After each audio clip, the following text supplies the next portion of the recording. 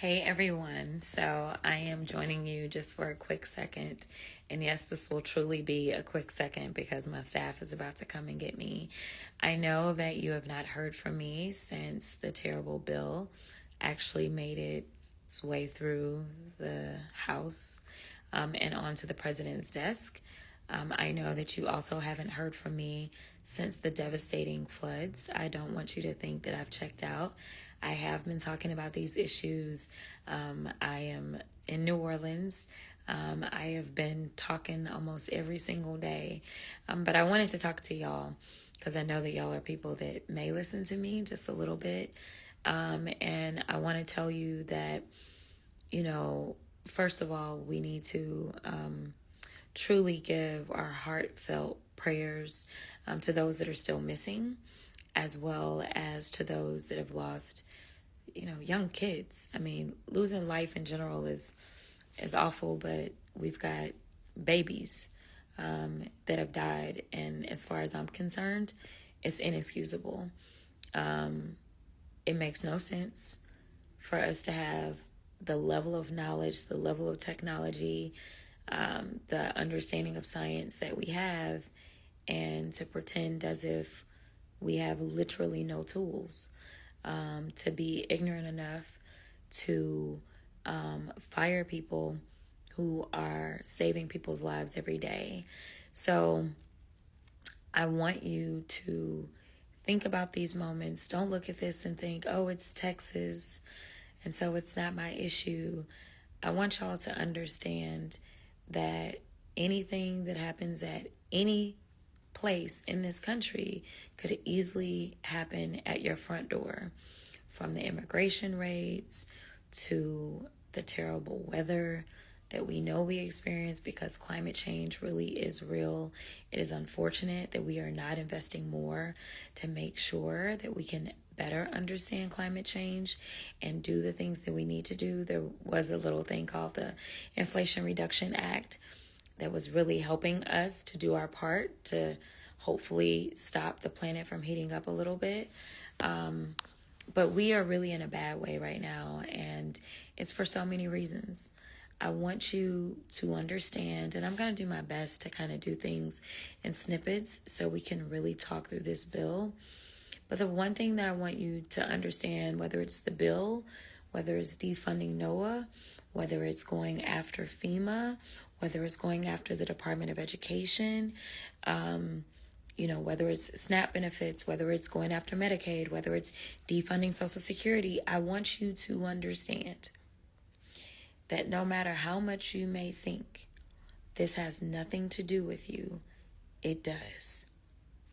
I want you to understand that these things are bigger than kind of what you've been hearing in the headlines when it's like, oh, 17 million people will lose their Medicaid. And then you sit around and you say, well, I don't have Medicaid, so that doesn't have anything to do with me. It absolutely does. It does.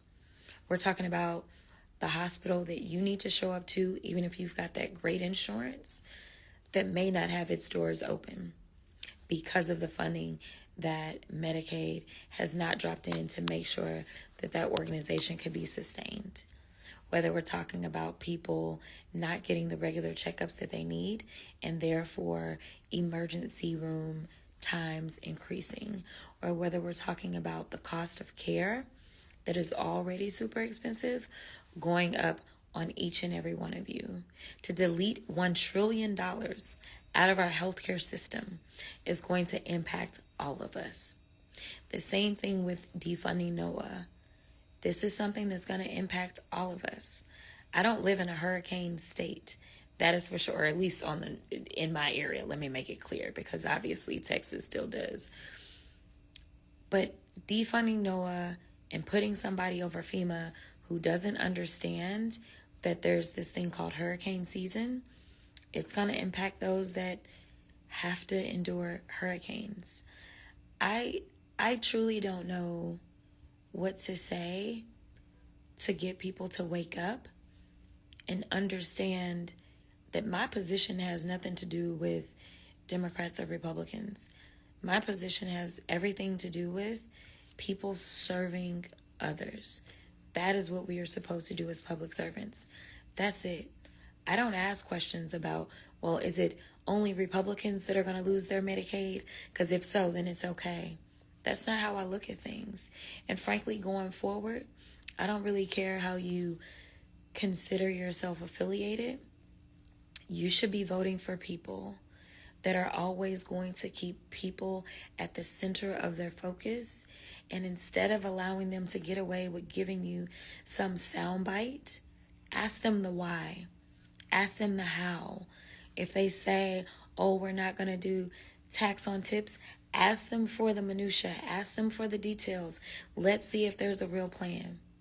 So anyway, I just wanted to jump on because my heart is truly heavy for all of these families.